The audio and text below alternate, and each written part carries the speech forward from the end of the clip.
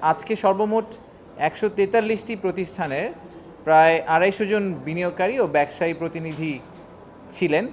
আমি চাইনিজদের কথা বলছি। চাইনিজ ১৪৩টি প্রতিষ্ঠানের ব্যবসায়ী এবং বিনিয়োগকারীরা ছিলেন। আমাদের বাংলাদেশের অবভিয়াসলি অনেক ব্যবসায়ী বিনিয়োগকারীরা ছিলেন, আমাদের অর্গানাইজাররা যারা আমাদের ব্যাংকিং পার্টনার ছিল তারা ছিলেন। তো সব মিলিয়ে উদ্বোধনী অনুষ্ঠানে প্রায় ৫০০-র মতো আমাদের অতিথি অংশগ্রহণ করেছেন। আর আজকে সারাদিন অনেকগুলা অনুষ্ঠান হয়েছে, সেগুলোতে আমরা আসছি এর পর। তো এই চাইনিজ যেই কোম্পানিগুলো এসেছিলেন তাদের মধ্যে প্রায় অনেকেই আছেন যারা বেশ বড় ধরনের কোম্পানি, ডিফারেন্ট সেক্টরে। যেরকম টেক্সটাইল খাতে হংজৌ গ্রুপ বলে একটা গ্রুপ আছে, তারপরে ফ্লুইড কনভেয়ার প্রোডাকশনের ক্ষেত্রে একটা গ্রুপ আছে মেইডে গ্রুপ। আপনারা দেখবেন এদের নাম যদি সার্চ করে দেখেন ওনারা বেশ বড় কংগ্লোমারেটস। সোলার খাতে ফটোভোল্টিক প্রডিউসার এরকম একজন আছেন, হুয়ানচাই এনার্জি কোম্পানি লিমিটেড। এরা সবাই ম্যাসিভ অর্গানাইজেশনস চায়নাতে। অর্থনৈতিক অঞ্চল উন্নয়নের জন্য পাওয়ার চায়না আছে, তারা বেশ কয়েকটি অর্থনৈতিক অঞ্চল আগে করেছেন। পৃথিবীর সবচেয়ে বড় metallurgical contractor, world's largest metallurgical contractor প্রস্তুতকারক প্রতিষ্ঠান metallurgical corporation of China limited, ওনারাও আজকে অংশগ্রহণ করেছেন। এবং এগ্রি বিজনেসে আছেন এরকম বেশ বড় কিছু চাইনিজ কোম্পানি অংশগ্রহণ করেছেন, Sichuan Xinxi industries company limited, Laiwu Manhing vegetables fruits company limited ইত্যাদি। তো ফরচুন 500 যেটাকে আমরা সবসময় বলি, এরকম ফরচুন 500 6টি কোম্পানি আজকে এখানে আমাদের সাথে পার্টিসিপেট করেছেন। আমরা B2B এবং B2G, বিজনেস টু বিজনেস এবং বিজনেস টু গভর্নমেন্ট অনেক দ্বিপাক্ষীয় মিটিং সেট আপ করেছিলাম। ঠিক যেভাবে আমরা আগে ইনভেস্টমেন্ট সামিটে করেছি, আমরা সবসময় বলেছি যে বাইল্যাটারাল মিটিংয়ে আসলে ইনভেস্টমেন্ট ডিসিশনগুলো হয়। সেই ক্ষেত্রে আমরা এই সাপোর্টটা দেওয়ার চেষ্টা করেছি ওনাদেরকে, যাতে ওনাদের সাথে আমাদের বাংলাদেশে যারা ভালো প্রাইভেট সেক্টর ব্যবসায়ী, যাদের সাথে ওনারা জয়েন্ট ভেঞ্চার পার্টনারে যেতে পারেন বা পার্টনারশিপে যেতে পারেন, এরকম কিছু ব্যবসায়ীদের সাথে ওনাদেরকে একটা আর্লি ইন্ট্রোডাকশন করিয়ে দেওয়া। তো সেটা করার চেষ্টা করা হচ্ছে। প্রায় 150-রও বেশি এরকম B2B বা B2G মিটিং হয়েছে আজকে এই বিল্ডিংয়ের বিভিন্ন মিটিং রুমে ব্রেকআউট করে। আর কিছুক্ষণ আগে আমরা একটা দ্বিপাক্ষিক সমঝোতা চুক্তি স্বাক্ষর করেছি, MOU সাইন করেছি। এটা হচ্ছে পাওয়ার চায়না যেই কোম্পানি, সেই পাওয়ার চায়না ইন্টারন্যাশনাল গ্রুপ লিমিটেড ওদের অর্গানাইজেশনের অফিসিয়াল নেম, তার সাথে ইকোনমিক জোন অথরিটি চাঁদপুরের বাহেরচরে আমরা একটা অ্যাগ্রোভোল্টিক প্রজেক্টের জন্য ওনাদের সাথে একটা MOU সাইন করলাম। এই প্রজেক্টটা নিয়ে আগে অনেক দিন ধরেই কাজ হচ্ছিল, বাট আমরা যখন সরকারে আসি তখন দেখলাম যে প্রজেক্টটা একটা ওই হাং পার্লামেন্টের মতো একটা হাং প্রজেক্ট হয়ে পড়ে আছে। বেশ কিছু ডিসিশনের অভাবের কারণে প্রজেক্টটা এগোচ্ছিল না। তো আমরা লোকাল গভর্নমেন্টের সাহায্য নিয়ে, ওনারাও সাহায্য করেছেন, বেজার কর্মকর্তারা অনেক ক্লোজলি কাজ করেছে এবং পাওয়ার চায়না আমাদেরকে সাপোর্ট দিয়েছেন। সবাই মিলে আমরা প্রজেক্টটাকে একটা মাইলস্টোন প্রোগ্রেসের দিকে নিয়ে যেতে সক্ষম হয়েছি। সো আমরা এখন একটা MOU সাইন করেছি। এরপরে ওনারা এখন ওই এলাকায় গিয়ে কিছু এক্সপেরিমেন্টাল চাষ করবেন, কারণ এগ্রোভোল্টিকের কনসেপ্টটা হচ্ছে যে যেগুলো শ্যাডো ফ্রেন্ডলি এগ্রিকালচারাল প্রোডাক্টস, যেটার উপরে শ্যাডো থাকলেও সে আসলে গ্রো করতে পারবে, এরকম প্রোডাক্টস নিচে গ্রো করা হবে। আর তার উপরে শেড হিসাবে সোলার প্লান্ট ওখানে বসানো হবে ইন্ডাস্ট্রিয়াল স্কেলে। এবং সেই সাথে যেটা হবে যে ওই এগ্রিকালচারাল অ্যাক্টিভিটির কারণে ওখানকার লোকজনের এমপ্লয়মেন্ট জেনারেশন হবে। এবং most of the cases we are actually trying to focus যে ফিমেল এমপ্লয়মেন্ট আমরা জেনারেট করতে পারি কিনা ওখানে। তো ফেজ 1-এ যদি ওনারা করেন তাহলে প্রথমেই ওনারা প্রায় 300 এমপ্লয়মেন্ট জেনারেশন করবেন, বাট এই নাম্বারটা খুব দ্রুত আরও অনেক উপরে উঠে যাবে as they grow their agricultural landscape.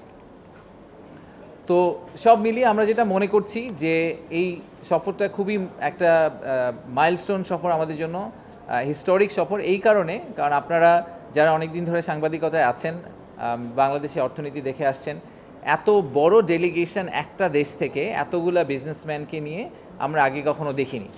So আমরা একটা নতুন রে অফ হোপ দেখতে পাচ্ছি, আমরা একটা নতুন লেভেল অফ ইন্টারেস্ট চাইনিজ ইনভেস্টরদের কাছ থেকে দেখতে পাচ্ছি। সেই ইন্টারেস্টের একটা আউটপুট হিসেবে আমরা এই গ্রুপটাকে পেলাম। আজকেই আমি কারো কাছ থেকে এক্সপেক্ট করি না যে ওনারা আজকেই একটা ইনভেস্টমেন্ট প্রমিস করে এখান থেকে চলে যাবেন। আমরা এগুলো আগে অনেকবার বলেছি, ইনভেস্টমেন্ট জার্নিটা ইজ আ লং প্রসেস। তো সেটার প্রথম ধাপটা হচ্ছে ওনাদেরকে আসলে বাংলাদেশে নিয়ে আসা, বাংলাদেশের এনভায়রনমেন্টের সাথে পরিচয় করে দেওয়া, আমাদের সাথে পরিচিত হওয়া, বাংলাদেশের ব্যবসায়ীদের সাথে পরিচিত হওয়া, bank, law firm, consultant, tax consultant তাদের সাথে পরিচিত হওয়া এবং আইডিয়ালি কিছু ফ্যাক্টরি ভিজিট করা, যেটা ওনারা কালকে কিছু করার চিন্তাভাবনা করছেন। এবং বাংলাদেশে যে চাইনিজ ব্যবসায়ীরা যারা অলরেডি আছেন, যারা অলরেডি সাকসেসফুলভাবে বাংলাদেশে ব্যবসা করছেন সফলতার সাথে, তাদেরকে ওনাদের সাথে পরিচয় করে দেওয়া, কারণ ওনারাই আমাদের সবচেয়ে বড় অ্যাম্বাসেডর হিসাবে আসলে এখানে একটা ভূমিকা রাখতে পারেন। তো আজকে নাহিয়ানের প্রেজেন্টেশনে সেটা আমরা তুলে ধরার চেষ্টা করেছি যে ওনারা যাতে এই ভিউটা পান যে কেন বাংলাদেশে ইনভেস্ট করতে হবে, কেন আমরা মনে করছি যে বাংলাদেশে একটা এখন ইনফ্লেকশন পয়েন্টে আছে যেখানে বাংলাদেশে ইনভেস্ট করলে ওনারা চায়নাতে আজ থেকে 20 বছর আগে ইনভেস্ট করলে ওনারা যেই ধরনের বেনিফিট পেয়েছেন বাংলাদেশে এখন করলে হয়তো ওনারা সিমিলার ধরনের একটা গ্রোথ ট্রেজেক্টরির ভিতর দিয়ে যেতে পারবেন।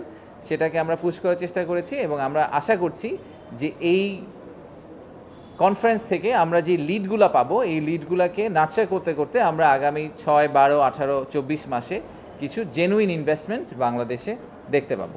কোইন্সিডেন্টালি বলতে পারেন বা অ্যাকচুয়ালি হয়তো আমাদের যে প্রধান উপদেষ্টা উনি ইচ্ছা করে এটা করেছেন যে দুটো অর্গানাইজেশনকে আমি একই সাথে রান করি। আমি ইকোনমিক জোন অথরিটি এবং ইনভেস্টমেন্ট ডেভেলপমেন্ট অথরিটিকে রান করি।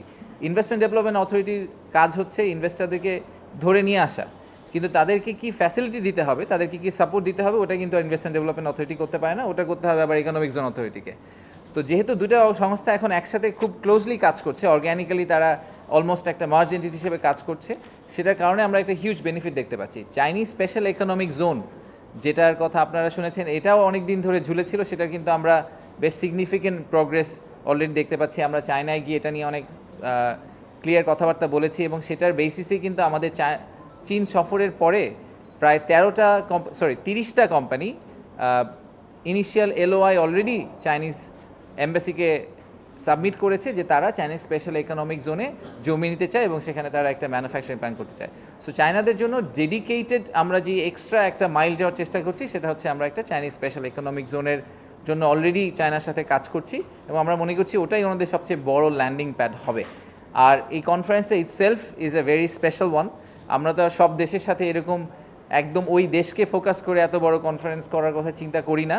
চায়নার জন্য আমরা করছি কারণ আমরা মনে করছি যে এটা আমাদের জন্য FDI এর সবচেয়ে বড় উৎস হবে আগামী 5 থেকে 10 বছরে।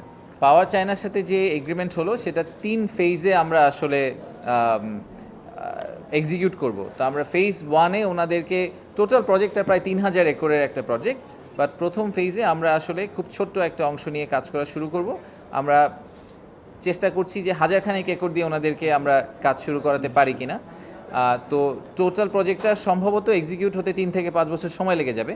এইসব প্রজেক্টে অনেক সময় লাগে, বাট কাজ শুরু না হলে কোনোদিন কাজ শেষ হবে না। তা আমাদের যেটা ফার্স্ট স্টেপ সেটা হচ্ছে যে ওনাদেরকে কিছু এক্সপেরিমেন্টাল এগ্রিকালচার করতে দেওয়া, ওনাদের বোঝার জন্য যে ওনার যেরকম বলছেন হানিসাকল নামে একটা চাইনিজ হার্ব আছে যেটা খুবই চায়নাতে খুবই হাই ডিমান্ড, কিন্তু ওটা ওনাদের দেশে প্রডিউস করাচ্ছে, আমাদের দেশে লো কস্টে ওনারা যদি প্রডিউস করতে পারেন এটা এক্সপোর্ট করলে ওনাদের জন্য লাভ হবে, আমাদের দেশের জন্য লাভ হবে, আমরা রপ্তানি করছি একটা নতুন প্রোডাক্ট। সো হানিসাকলের মতো এরকম বেশ কয়েকটা প্রোডাক্ট ওনারা এক্সপেরিমেন্ট করবেন, করার পরে ওনারা একটা ক্লিয়ার ভিউ পাবেন যে এক্স্যাক্ট অ্যামাউন্টটা ইনভেস্টমেন্ট অ্যামাউন্টটা কত পরিমাণ হবে এবং সেটার উপরে আমাদের রোড ম্যাপটা আমরা ডিসিশন নেব।